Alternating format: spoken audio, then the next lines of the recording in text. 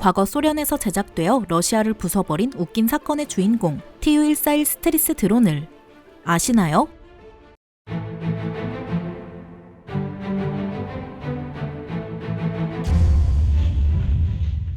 안녕하세요. 지식 스토리입니다. 지난 2월 러시아의 침공으로 시작된 우크라이나 전쟁은 아직도 멈출 기미가 보이지 않고 있는데요. 9월부터 시작된 우크라이나의 대반격이 계속되는 와중 얼마 전인 12월 5일 러시아 본토, 그것도 심지어 모스크바 인근에 있는 공군기지에서 폭발이 일어났다는 보도가 있었습니다. 러시아를 지속해서 감시 중인 미국과 영국 등 서방 국가들도 당연히 이 사실을 알아챘는데요. 영국 군사정보부는 옌겔스 공군기지 그리고 갸질랴예보 공군기지에서 폭발이 일어났고 총 3명이 죽고 8명이 부상당했다고 공개했습니다. 옌겔스 공군기지는 모스크바로부터 750km가량 떨어진 공군기지로 러시아의 중요 전략자산인 폭격기를 운용하는 부대가 주둔한 것으로 알려져 있죠. 이렇게 중요한 공군기지에서 이번 공격으로 핵폭탄을 탑재할 수 있는 Tu-95 폭격기 2기가 손상되었다고 합니다. 이뿐만이 아닙니다. 모스크바에서 200km도 안 되는 거리에 위치한 공격받은 다른 기지인 갸길레보 공군기지에도 옌겔스 공군기지와 마찬가지로 폭격기를 보유한 부대가 있는데요. 이번 공격으로 발생한 폭발로 인해 연료 트럭이 완파되고 Tu-22M3 폭격기가 무력화되는 피해를 입었다고 합니다. 러시아군 측은 공식 브리핑을 통해 우크라이나가 러시아의 폭격기를 파괴하기 위해 구소련 드론으로 공격했다고 발표하며 우크라이나를 맹비난했는데요. 그런데 미사일도 아니고 갑자기 웬 구소련 드론이라고 생각할 수 있습니다. 우크라이나가 평소 사용하는 드론은 미국 등 서방으로부터 지원받은 드론을 사용하는 것으로 알려져 있기 때문이죠. 사실 세간에 잘 알려지지 않았지만 우크라이나에서도 드론을 생산한 적이 있습니다. 현재까지도 드론을 생산하는지는 불분명하지만 우크라이나가 독립하기 전인 소련 시절 우크라이나가 얼마 전 탈환한 하르키우에 있는 공장에서 드론을 생산하기도 했습니다. 여기서도 소련에서도 드론을 만들었어? 라고 생각하실 수도 있지만 소련도 미국 못지않게 드론에 관심이 많았는데요. 냉전이 한창이던 당시 소련은 튼튼한 방공미사일과 공군을 갖춘 나토군을 정찰하기 위해 유인 항공기를 투입하는 건 전기모기체 앞에 모기 신세가 될 것을 잘 알고 있었습니다. 이를 해결하기 위한 소련의 선택은 드론이었는데요. 유인 정찰기 대신 드론을 사용한다면 사고가 발생하더라도 고급 인력인 조종사를 잃는 것을 방지하고 조종사 훈련에 필요한 엄청나게 긴 시간을 절약할 수 있다는 장점이 있죠. 그래서 소련은 미국보다는 한참 늦었지만 1953년 LA-17 드론을 개발한 이후 1960년대부터 드론을 본격 운용했습니다. 그런데 역시 돈이 문제라고 개발과 운용에 들어가는 비용적 문제로 한동안 드론 대신 유인 항공기를 위주로 사용했는데요. 그러던 와중 베트남 전쟁에서 미국이 드론을 사용하며 큰 성과를 보이자 여기에 감명받은 소련도 드론 개발에 다시 착수하기 시작했죠. 이에 소련 정부는 폭격기 개발로 유명한 투폴레프 설계국에 새로운 드론 개발을 명령합니다. 그 누구도 거역할 수 없는 소련 당국의 명령에 투폴레프 설계국은 과거에 개발한 순항미사일을 기반으로 장거리 정찰용 드론을 개발하는데요. 수많은 개량을 거친 뒤 세상에 나온 것이 바로 이번 러시아를 공격했다고 추정되는 오늘의 주인공인 Tu-141 스트리시이죠.